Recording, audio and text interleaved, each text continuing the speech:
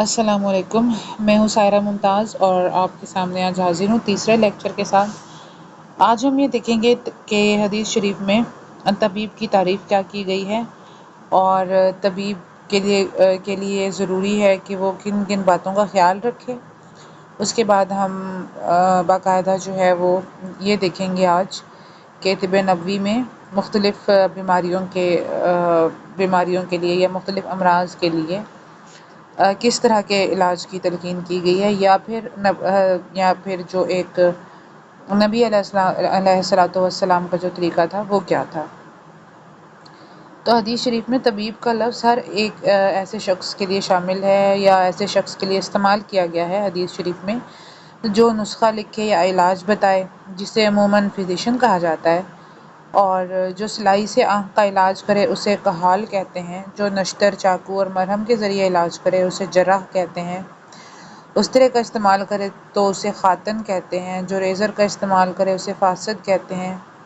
اسی طرح سینگی کا استعمال کرے اسے حجام، اور ہڈی جوڑ یا جو پٹی باندھتا ہے اسے مجبر کہتے ہیں۔ یعنی مختلف جو اس زمانے کے پروفیشنز تھے یا جو مختلف کام تھے، تو عربی میں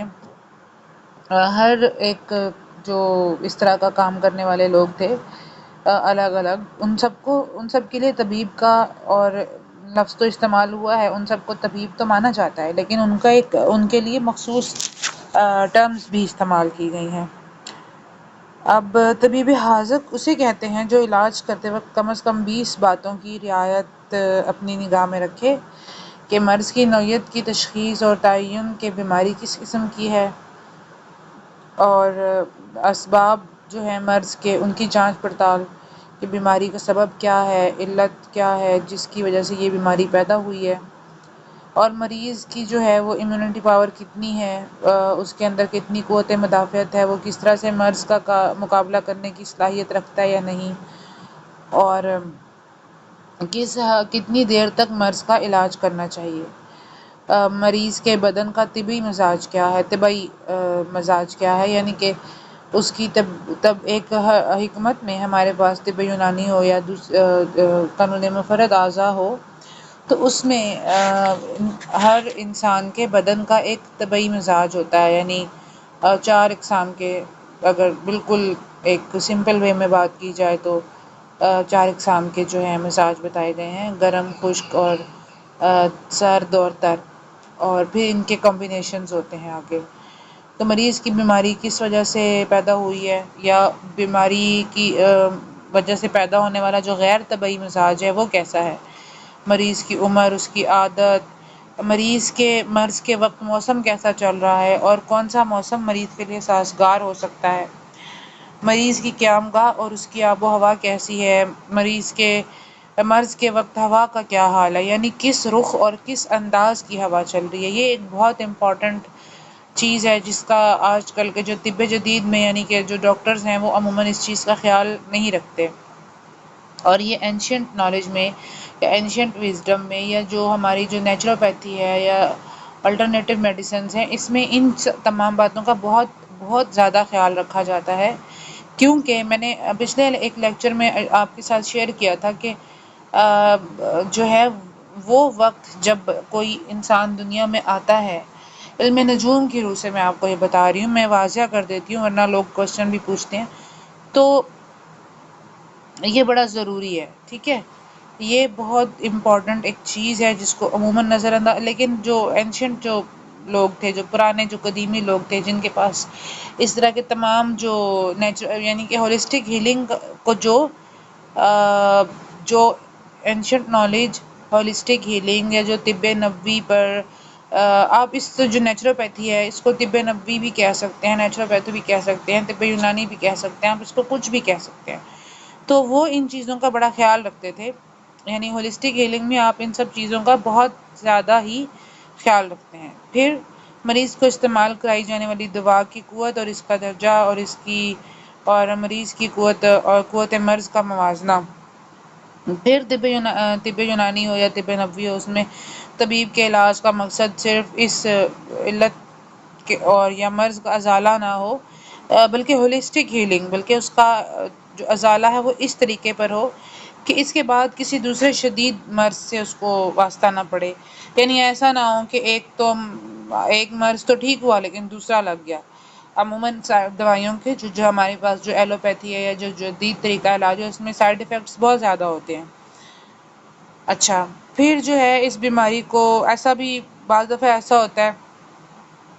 کہ اگر ایک مرض کا علاج کرنے کے سے دوسرے مرض جو اس سے بھی زیادہ خطرناک ہو تو اس کے پیدا ہونے کا اندیشہ ہے، تو پھر یہ کرنا چاہیے کہ بیماری کو اپنی جگہ پہ مطلب رہنے دینا چاہیے، اور البتہ بیماری کے جو جراثیم ہیں یا جس وجہ سے بیماری لاحق ہوئی ہے اس کو کیور کرنے کی کوشش کرنی چاہیے، اور جو اس کے وائرسز، جو بیکٹیریا یا جو اس کے جرمز ہیں اس کو دبانے کی کوشش کرنی چاہیے۔ تو یہ سب چیزیں ایک حاذق طبیب بناتی ہیں،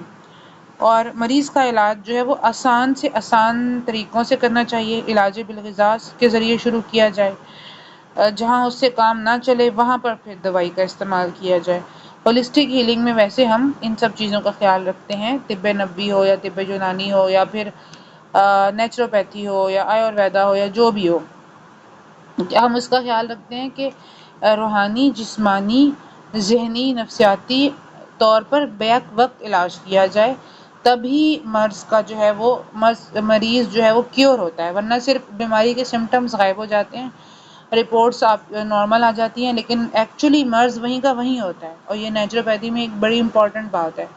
ہم لوگوں نے اکثر، یہ میں نے تو خاص طور پہ بہت دیکھا ہے کہ اکثر انیمک ہوتے ہیں پیشنٹس، ان کی نبض بتا رہی ہوتی ہے کہ یہ ان کے ساتھ یہ فلاں مسئلہ ہے، ان کا لیور بھی صحیح کام نہیں کر رہا ہے، لیکن آپ ایل ایف ٹی کروائیں گے تو وہ 110% وہ ٹھیک آئے گا اس کا۔ لیب میڈ ہم لوگ زیادہ لیب کی رپورٹس پر اتنا، یعنی کلینکل جو رپورٹس ہیں اس پر اتنا زیادہ ٹرسٹ نہیں کرتے۔ اس کی مختلف وجوہات ہیں، وہ پھر اگر آپ جو اس کو ڈیٹیل میں پڑھے گا وہی سمجھ سکے گا۔ اچھا جی، اس کے بعد یہ ہے کہ طبیب جو ہے نا، جب دل اور روح کی بیماریوں اور ان کے علاج سے پورے طور پر واقف ہوگا تو در حقیقت وہی کامل طبیب ہے، اور جسے ان باتوں کا علم نہیں ہے، اگرچہ اسے طبیعت اور بدن کے احوال کے علاج میں دسترس حاصل ہو، مگر وہ بحیثیت طبیب نیم حکیم ہے۔ ہر ایسا طبیب جو کسی مریض کا علاج کرتا ہو اسے مریض کے دل کی نگرانی اور اس کی اصلاح بھی کرنی چاہیے، جیسا کہ میں نے کہا کہ ہولسٹک ہیلنگ یا نیچروپیتھی، آیورویدا اور یہ سارے جو ہمارے جو اینشنٹ جو نالج ہے وہ یہی کہتی ہے کہ طبیب جو ہے جو کسی مریض کا علاج کرتا ہو اسے مریض کے دل کی نگرانی اور اس کی اصلاح بھی کرنی چاہیے، مریض کی روح کی قوت کو صدقہ، بھلائی، اللہ کی طرف توجہ، آخرت سے لگاؤ کے ذریعے مضبوط کرنا چاہیے۔ اگر ایسا نہیں ہے تو وہ سچ مچ طبیب نہیں ہے بلکہ ایک پیشہ ور معالج ہے جس کا علم بہت محدود ہے۔ اچھا، مرض کے سلسلے میں سب سے کارگر اور زود اثر جو علاج ہے وہ ہے خیر و بھلائی، ذکر و دعا، آہوازاری، اللہ تعالیٰ کی طرف توجہ، آخرت کی فکر، توبہ استغفار کروانا اور ان چیزوں کی طرف راغب کرنا، تاکہ بیماری جو ہے یہ دیکھیں ہمارا ایمان ہے، ہم مسلمان ہیں، اور ہمارا ایمان کیا ہے کہ اللہ تعالیٰ بیماری بھی بھیجتا ہے، اللہ تعالیٰ شفا بھی بھیجتا ہے، لیکن جب تک ہم اللہ تعالیٰ سے مانگیں گے نہیں، اس سے لا نہیں لگائیں گے، اپنی انرجیز کو باؤنڈ کر کے رکھیں گے، دنیا داری میں ہی صرف پڑے رہیں گے، یا ہم اپنے اورا کو اسٹرانگ نہیں کریں گے، اورا ہیلنگ نہیں کریں گے اپنے اورا، اور ہمارا اورا جو ہے انہی چیزوں سے مضبوط ہوتا ہے، پازیٹیو تھنکنگ سے، خیر و بھلائی کی دعا سے، ذکر و اذکار سے، اللہ تعالیٰ کی طرف توجہ سے، اور طبیہ سے زیادہ جو ہے شفا جو ہے ان چیزوں سے حاصل ہوتی ہے۔ لیکن ان چیزوں کا جو نفع ہے وہ نفس کی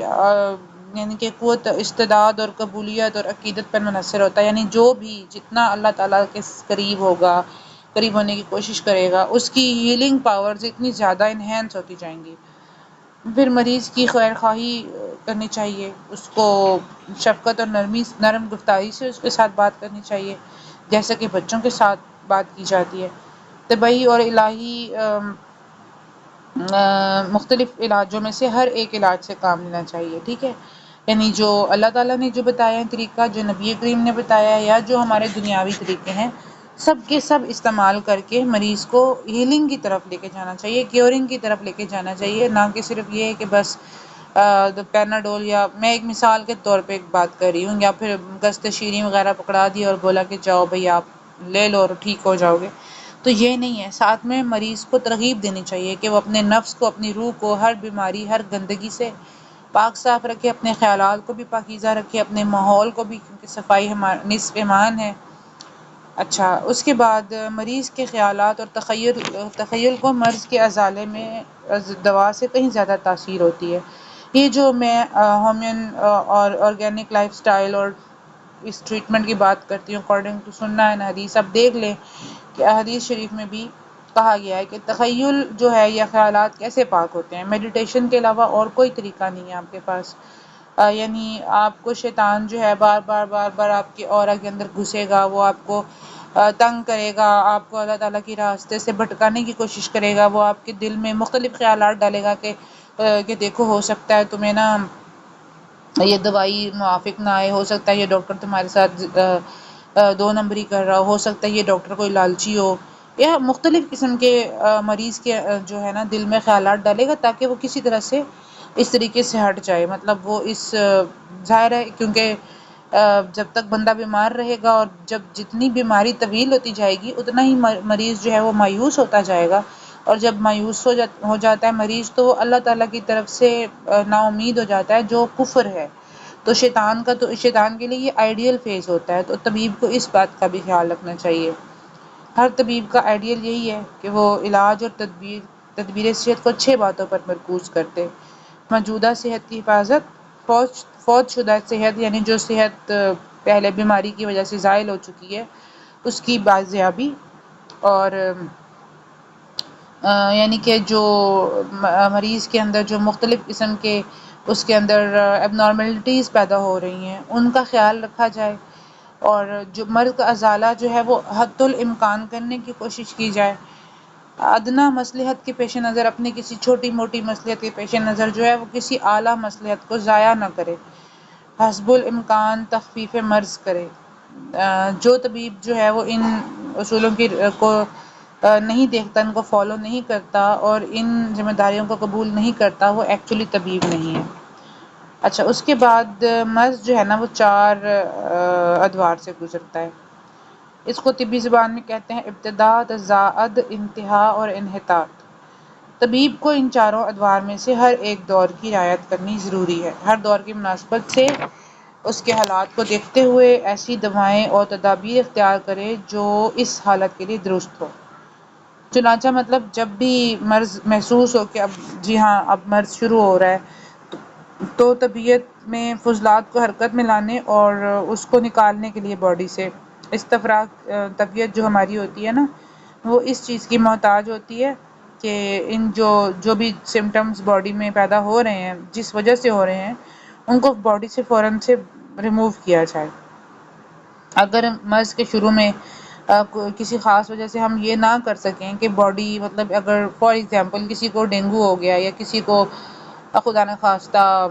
یہ ہو گیا ہے اپنا کووڈ ہو گیا ہے، تو اب بھائی ہم وہ وائرس تو ظاہر سی بات ہے اب آئی ہے ویکسین، جب نہیں تھی تو ہم کیا کر سکتے تھے بھائی، ہم تو وائرس کو مار نہیں سکتے، وائرس مرتا نہیں ہے، وہ اپنے آپ کو ڈی ایکٹیو کر سکتا ہے، لیکن وہ آپ سب جانتے ہیں کہ وائرل ڈیزیزز خود بخود کیور ہوتی ہیں۔